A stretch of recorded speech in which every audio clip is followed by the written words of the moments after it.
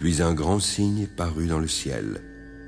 Une femme, enveloppée du soleil, la lune sous ses pieds, et une couronne de 12 étoiles sur sa tête. Elle était enceinte et elle criait, étant en travail et dans les douleurs de l'enfantement. Un autre signe parut encore dans le ciel. C'était un grand dragon rouge, ayant 7 têtes et 10 cornes, et sur ses têtes, 7 diadèmes. Sa queue entraînait le tiers des étoiles du ciel et les jetait sur la terre. Le dragon se tint devant la femme qui allait enfanter afin de dévorer son enfant.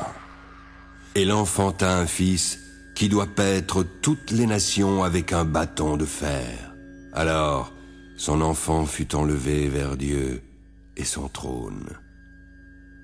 Ensuite, la femme s'enfuit dans le désert. Elle avait un lieu préparé par Dieu afin qu'elle y soit nourrie pendant 1260 jours. Puis il y eut guerre dans le ciel. Michel et ses anges combattirent contre le dragon. Le dragon et ses anges combattirent, mais ils ne furent pas les plus forts et leur place ne fut plus trouvée dans le ciel. Et il fut précipité celui qui séduit toute la terre, le grand dragon, le serpent ancien, appelé le diable et Satan. Il fut précipité sur la terre, et ses anges furent précipités avec lui. J'entendis ensuite dans le ciel une voix forte qui disait « Maintenant, le salut est arrivé, ainsi que la puissance et le règne de notre Dieu.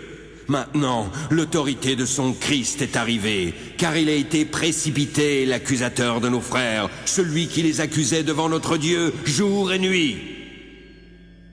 Ils l'ont vaincu à cause du sang de l'agneau et à cause de la parole de leur témoignage, car ils n'ont pas aimé leur vie jusqu'à craindre la mort. C'est pourquoi réjouissez-vous, cieux, et vous qui habitez dans les cieux.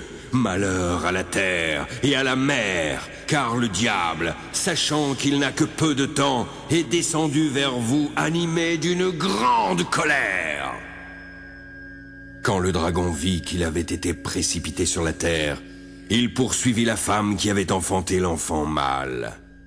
Alors les 2 ailes du grand aigle furent données à la femme, afin qu'elle s'envolât au désert, vers son lieu, où elle fut nourrie un temps, des temps, et la moitié d'un temps, loin de la face du serpent. De sa bouche, le serpent lança de l'eau comme un fleuve derrière la femme, afin de l'entraîner par le fleuve. Et la terre secourut la femme en ouvrant sa bouche. Et l'engloutit le fleuve que le dragon avait lancé de sa bouche. Le dragon fut irrité contre la femme. Alors il s'en alla faire la guerre au reste de sa postérité, à ceux qui gardent les commandements de Dieu et qui ont le témoignage de Jésus.